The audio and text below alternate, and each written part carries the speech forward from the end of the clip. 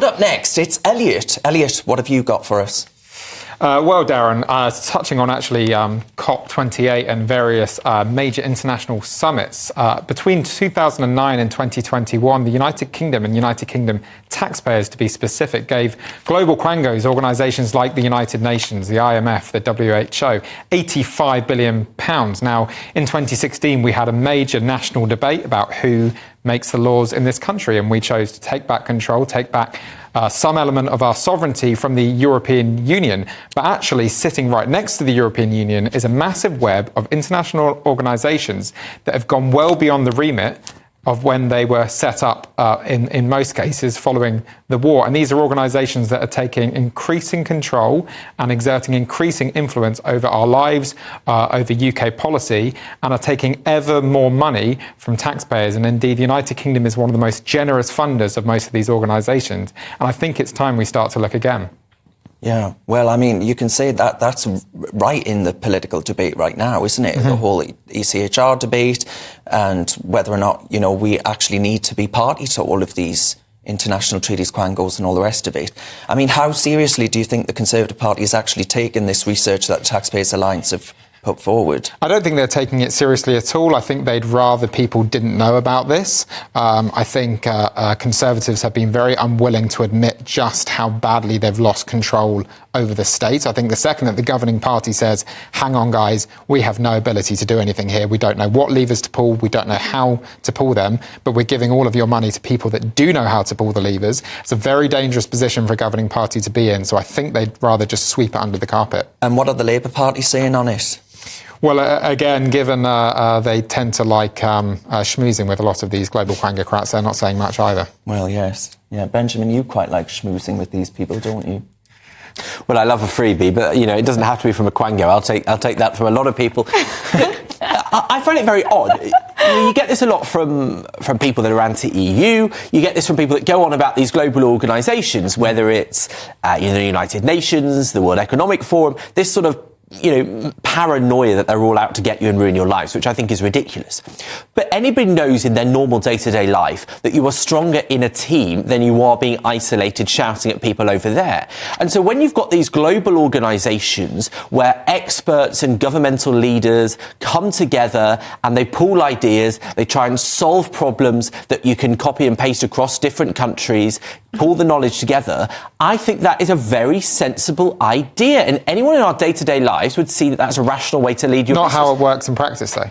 But you also talk about the fact that we give more funding to it. Well, actually, I think Britain should be a superpower. It should be influential, that we do have good moral and ethical ideas about how the world should run. And I would rather that we use the money that we have to hold that influence. Because I tell you what, if we weren't putting money into those quangos, then we're leaving the door open to China and to I'm sick of people like Benjamin. China already control these organisations. They control them from the inside. And you think we should back out? Absolutely. Well, this is actually the point, isn't it? That, you know, these organisations are sapping power away from us. You know, this imagery of our politicians pulling on levers and not being able to make any kind of difference at all. Yeah. You know, I think people don't understand what these organisations are. You often hear, you know, the UN this, or you hear about these international organisations, but most people don't have any understanding of actually what their political legitimacy is. Yeah. And actually, particularly if you're coming at this from a liberal point of view, and you're talking about political legitimacy, what political legitimacy do these organisations have? They don't. And I think that people would be very, very surprised by the findings that the TPA have pulled together, because it's a shocking amount of money. £85 billion between 2009 That's and 85 billion quid, folks, of your money that's been splashed. So you talked over the time frame. What was the time frame? 2009 to 2021. Right, so that's quite a long time as well. It's a shocking amount of money. I think you. So, I mean, regardless of the 85 billion quid between that time frame. We're still talking about enough for a cut to income tax every year over that period, with some change left over. But that's a ridiculous argument, because, you know, that's like those people that claimed that we lose money by being a part of the EU. Well, I tell you what, our economy has done much worse when we don't have the kind of trading setup that we did as I'd like to see when we had a debate. But we recognise that quangos are a serious issue within democracies because they hold power that isn't democratically accountable. So why would that not also be the case for international quangos that also illegitimately hold power that influences us, and also that the British public are generally not